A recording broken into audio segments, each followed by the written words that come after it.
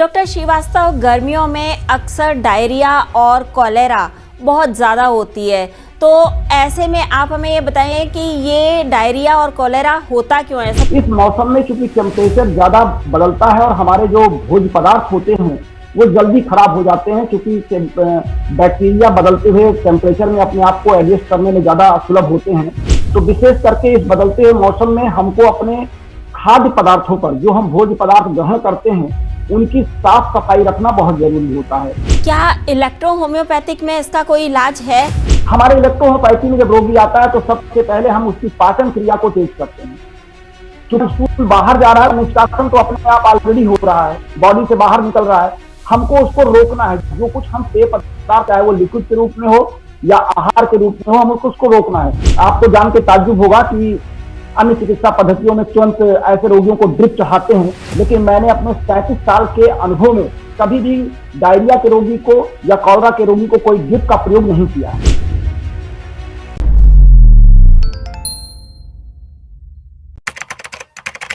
नमस्कार, D5 channel Hindi देख रहे दर्शकों का मैं वंदना स्वागत करती हूं। आज एक बार फिर हम जुड़े हैं electro homeopathic expert doctor Anil Srivastava से। डॉक्टर श्रीवास्तव, आपका बहुत बहुत स्वागत है हमारे इस प्रोग्राम में। वंदना जी, आपके इस चैनल के माध्यम से मैं अपने सभी दर्शकों का अभिवादन करता हूं। डॉक्टर श्रीवास्तव, गर्मियों में अक्सर डायरिया और कॉलेरा बहुत ज़्यादा होती है, तो ऐसे में आप हमें ये बताइए कि ये डायरिया और कॉलेरा होता क्यों है? सबसे पहले यही बताएं आप हमें। वंदना जी, आमतौर से डायरिया और कॉलरा केवल गर्मी में ही नहीं, हर मौसम में देखा गया है, लेकिन विशेष करके क्योंकि आपने गर्मी के बदलते मौसम की बात की है, इस मौसम में चूंकि टेम्परेचर ज्यादा बदलता है और हमारे जो भोज्य पदार्थ होते हैं वो जल्दी खराब हो जाते हैं, क्योंकि बैक्टीरिया बदलते हुए टेम्परेचर में अपने आप को एडजस्ट करने में ज्यादा सुलभ होते हैं। तो विशेष करके इस बदलते हुए मौसम में हमको अपने खाद्य पदार्थों पर, जो हम भोज्य पदार्थ ग्रहण करते हैं, उनकी साफ सफाई रखना बहुत जरूरी होता है। क्योंकि जो वाइब्रियो कॉलरा बैक्टीरिया है, ये हमारे भोज्य पदार्थों के माध्यम से, दूषित पानी के माध्यम से हमारे एलिमेंट्री कैनाल के छोटी इंटेस्टाइन में पहुंच जाता है, और जब वहां पहुंच करके ये अपने बैक्टीरिया का रिप्रोडक्शन तेज करता है, इनकी संख्या हमारे एलिमेंट्री कैनाल में बढ़ जाती है, तो फिर हमारा लीवर इससे इफेक्टिव होता है, हमारे स्टमक इससे इफेक्टिव होते हैं, जिससे हमारे शरीर में जो भोज्य पदार्थ हम दे रहे हैं वो पचने के बजाय वो फिर स्पॉइल होने लगते हैं, बर्बाद होने लगते हैं, और बिना पचे वो हमारे रेक्टम पार्ट की ओर या लार्ज इंटेस्टाइन की ओर बढ़ने लगते हैं। और कभी कभी ऐसा भी होता है कि जब लीवर हमारा बिल्कुल काम नहीं कर पाता है इस बैक्टीरिया के ज्यादा पनप जाने से, तो फिर हमारा कभी कभी क्या होता है कि हमारी जो स्टमक के अंदर का जो भोज्य पदार्थ है वो हमारी इपीग्लॉटिस को खोल करके बाहर वोमिटिंग के रूप में ही बाहर निकालता है। होता क्या है कि डायरिया में हमको लूज मोशन, जल्दी जल्दी फ्रिक्वेंट मोशन होते हैं। उस मोशन में क्या होता है कि पानी की मात्रा ज्यादा होती है और भोज्य पदार्थ कम होते हैं। तो जो पानी की मात्रा होती है, ये पानी की मात्रा कभी कभी आपने सुना होगा, रोगी ऐसा कहते हैं कि डायरिया के रोगी कि मेरे शरीर में ऐंठन हो रही है, शरीर बिल्कुल, उनकी आंखें बंद होने लगती हैं, चेहरा बिल्कुल चिपक जाता है, मांसपेशियां एकदम सिकुड़ जाती हैं। उसका कारण क्या है कि हमारे एलिमेंट्री कैनाल के अंदर का जो पानी था वो तो बाहर निकल गया है। अब जब चूंकि वो बैक्टीरिया ज्यादा इंफेक्शन फैला चुके हैं हमारी एलिमेंट्री कैनाल में, तो फिर हमारे जो आसपास की दीवारों में जो म्यूकस मेम्ब्रेन होता है उसके पानी को खींचना शुरू करते हैं, वो पानी भी अंदर की ओर आने लगता है। वहां पे जो विस्कोसिटी होती है आदान प्रदान जल की, जल आमतौर से हमारे आहार नाल से हमारी कोशिकाओं की ओर जाना चाहिए खींच करके, लेकिन यहाँ पे उल्टा होने लगता है। जो कंसंट्रेशन होता है वो हाई से लो की ओर होने लगता है, उल्टा प्रोसेस हो जाता है कॉलरा के रोगियों में। तो जिससे हमारे बॉडी के सेल टिश्यूज की, जो टिश्यू फ्लूइड में जो वाटर होता है, वो पानी हमारे इंटेस्टाइन में आने लगता है, और वो फिर वो हमारे स्टूल के माध्यम से, लूज मोशन के माध्यम से शरीर के बाहर निकलने लगता है। और ऐसी दशा में सबसे बड़ी दिक्कत ये आती है कि उधर लूज मोशन जारी और इधर हमारी यूरिन पास नहीं होती है, पेशाब बंद हो जाती है। जब तक रोगी को पेशाब भी हो रही है और लूज मोशन आ रहे हैं, तब तक उसको घबराने की जरूरत नहीं है। लेकिन अगर पेशाब बंद हो रही है, पेशाब नहीं हो रही है और लूज मोशन जारी है, तो ये खतरे का संकेत होता है। फिर तत्काल हमको किसी चिकित्सक के शरण में जरूर जाना चाहिए। जी वंदना जी, सामान्य रूप से इससे बचाव कैसे किया जा सकता है? वंदना जी, डायरिया और कॉलरा में, डायरिया में हमारे लूज मोशन होते हैं और कॉलरा में लूज मोशन के साथ साथ वोमिटिंग होती है। क्योंकि जो एलिमेंट्री कैनाल, ये एक प्रकृति की व्यवस्था है, पर पहले प्रकृति भी एक प्रकार से हमारे बॉडी को स्वस्थ करने में लग जाती है। अगर हम किसी चिकित्सक के पास नहीं गए हैं तो हमारे आहार नाल में जो दूषित पदार्थ है वो किसी भी रूप में, चाहे वो वोमिटिंग के रूप में और चाहे स्टूल के रूप में बाहर निकल जाए। और जब ये ज्यादा होने लगता है तो हमको चिकित्सक की जरूरत पड़ती है। लेकिन हमको इस बदलते मौसम में डायरिया और कॉलरा से बचने के लिए पहला काम तो हमको दूषित जल का प्रयोग नहीं करना है। हमको राह चलते कहीं भी पानी नहीं पीना है। किसी भी होटल पर बैठने से पहले आपको देखना है कि उसका पानी साफ है कि नहीं साफ है। फल का प्रयोग अगर आप कर रहे हैं तो फल कटा फटा नहीं होना चाहिए, सड़ा गला नहीं होना चाहिए। विशेष करके इस बदलते हुए मौसम में अक्सर गांव में कॉलरा ज्यादा फैलता है। वहां का कारण क्या होता है कि वहां के आसपास की जो गंदगी होती है उसमें वाइब्रियो कॉलरा के बैक्टीरिया ज्यादा पनपते हैं। वहां के गांव में नलों के आसपास महिलाएं बर्तन धुलती, वहां पर भी इस तरह के बैक्टीरिया पनप जाते हैं। घरों में पानी का उचित रख रखाव नहीं होता है।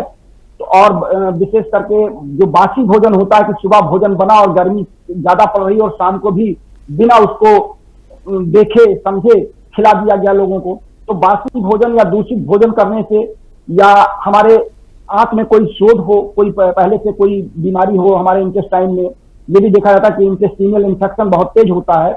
और कभी कभी जो क्रॉनिक कोलाइटिस के रोगी होते हैं उनका या डायरिया की शिकायत होती है। तो हमको इससे बचने के लिए असंतुलित भोजन, असंतुलित आहार नहीं लेना है, सड़े गले कटे फल नहीं लेने हैं और दूषित जल का प्रयोग नहीं करना है और बॉडी में पानी की मात्रा कम नहीं होना है। क्योंकि लूज मोशन में क्या होता है, पानी जब बाहर निकलेगा तो फिर हमको वही प्रॉब्लम होगी। तो सबसे पहले तो हमको लूज मोशन को न हो, इसके लिए प्रारंभिक उपचार यही है कि हम अपने आसपास के खाने और पीने वाली दोनों चीजों को हम बहुत ही संभाल करके, देखभाल करके ही उसका प्रयोग करें। जी वंदना जी, क्या इलेक्ट्रो होम्योपैथिक में इसका कोई इलाज है? जी वंदना जी, सवाल आपका बहुत ही अच्छा है। क्योंकि इलेक्ट्रो होम्योपैथी में किसी रोग की दवा नहीं है, हमारे पास सिस्टम की दवा है। हम पहले तो रोगी को ये सलाह देंगे कि अगर रोगी इस रोग से पीड़ित ही हो गया है, डायरिया या कॉलरा से वो पीड़ित हो गया है, और अपने निकटतम चिकित्सक के पास जाने से पहले हम रोगी को ये सलाह देंगे कि उसके बॉडी में पानी, सोडियम और ग्लूकोज की मात्रा कम ना होने पाए। तो लूज मोशन हो रहे हैं तो होने में कोई दिक्कत नहीं है। अगर 2-4 लूज मोशन हुए हैं तो उससे घबराने की जरूरत नहीं, जब तक कि पेशाब बंद ना हो।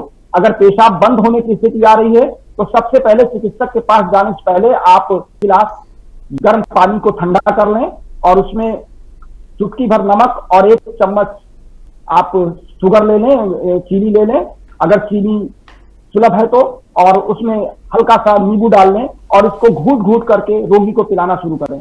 फिर आप चिकित्सक की सलाह में जाएं। हमारे इलेक्ट्रो होम्योपैथी में जब रोगी आता है तो सबसे पहले हम उसकी पाचन क्रिया को तेज करते हैं। क्योंकि स्टूल बाहर जा रहा है, निष्कासन तो अपने आप ऑलरेडी हो रहा है, बॉडी से बाहर निकल रहा है, हमको उसको रोकना है। जो कुछ हम पेय पदार्थ, चाहे वो लिक्विड के रूप में हो या आहार के रूप में हो, हमको उसको रोकना है। इस तरह से तत्काल जैसे ही हमारे पास रोगी आता है तो हम लोग उसको L2, C7 और WE, ये 3 हमारी बहुत प्रमुख औषधियां हैं। हमने, आपको जान के ताज्जुब होगा कि अन्य चिकित्सा पद्धतियों में तुरंत ऐसे रोगियों को ड्रिप चढ़ाते हैं, लेकिन मैंने अपने 37 साल के अनुभव में कभी भी डायरिया के रोगी को या कॉलरा के रोगी को कोई ड्रिप का प्रयोग नहीं किया है। हमारे पास रोगी जब भी आता है तो हम इसी L2, C7 और WE, इन तीनों दवाओं के मिक्सचर को हर 5-5 मिनट बाद 2-2 चम्मच रोगी को 1-1 कप पानी में देते जा रहे हैं। और हमें देखते हैं कि आधे घंटे बाद उसको पेशाब की अनुभूति होने लगती है और उसका लूज मोशन बंद होने लगता है। और ये दवा हम लगातार फिर 2-2 घंटे पर देना शुरू करते हैं और दिन में लगभग 6 से 8 बार तक, 10 बार तक हम दे देते हैं। तो 24 घंटे के अंदर नहीं बल्कि 12 से 16 घंटे के अंदर रोगी हमारा स्वस्थ होकर के बैठ जाता है और फिर खाने की मांग करता है। और मैं दूसरे की बात नहीं करता, मैं खुद अपने ऊपर ये प्रयोग कर चुका हूं। मैं 2 बार ऐसे स्थिति से गुजर चुका हूं जब मैंने स्वयं अपनी ही औषधियों का प्रयोग किया और हमारे आसपास के लोग ताज्जुब करते थे कि ये तो अस्पताल का केस था और आपने अपने घर में अपनी दवा में ठीक किया। इलेक्ट्रो होम्योपैथी की औषधियों में चूंकि सिस्टम को कंट्रोल करने की दवा है, यहाँ पे रोग की दवा नहीं है। हम डायरिया की दवा नहीं करते, हम कॉलरा की दवा नहीं करते। हम ये जानते हैं कि क्योंकि पाचन क्रिया बिगड़ी हुई है, हमारे स्टमक में और एलिमेंट्री कैनाल में और लीवर में काम करने की क्षमता अपने निर्धारित कोटे से कम हो गई है, हम उसको बढ़ाते हैं। इसलिए प्लांट एंजाइम्स, और जैसे ही एंजाइम्स हमारे बॉडी में अंदर प्रवेश करते हैं हमारी तंत्रिकाओं के माध्यम से, वैसे ही जाकर के हमारे इन ऑर्गन की फिजियोलॉजिकल एक्टिविटीज को ये इंक्रीज कर देते हैं और हमारी पाचन क्रिया के जो पाचक रहते हैं वो निकलना शुरू कर देते हैं। तो जो भी हम पेय पदार्थ लेते हैं वो जाकर के हमारे बॉडी में से एब्जॉर्ब होना शुरू हो जाता है, हमारे एलिमेंट्री कैनाल के फंक्शन को इंक्रीज कर देता है। तो जो पानी एलिमेंट्री हमारी कोशिकाओं से हमारी आहार नाल में आ रहा था, वो पानी अब आहार नाल से हमारी कोशिकाओं में वापस जाने लगता है और ब्लड का सर्कुलेशन प्रॉपर हो जाता है। तो हम लोग, और जब रोगी स्वास्थ्य हो जाता है तो फिर हम उसको हर पेय पदार्थ के पहले यशवन की 10 बूंद उसको हम पिलाते रहते हैं और रोगी हमारा ठीक हो जाता है।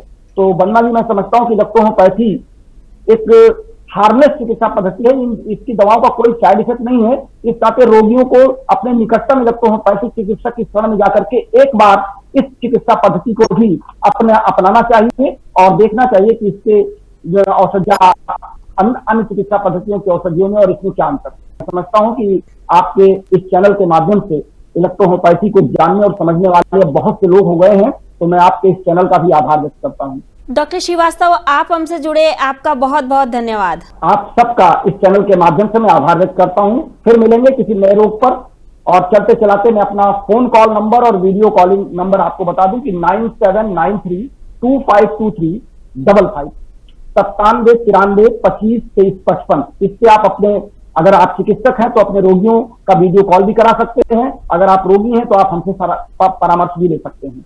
बहुत बहुत धन्यवाद वंदना जी। अगले एपिसोड में आपसे फिर मुलाकात होगी, तब तक के लिए नमस्कार।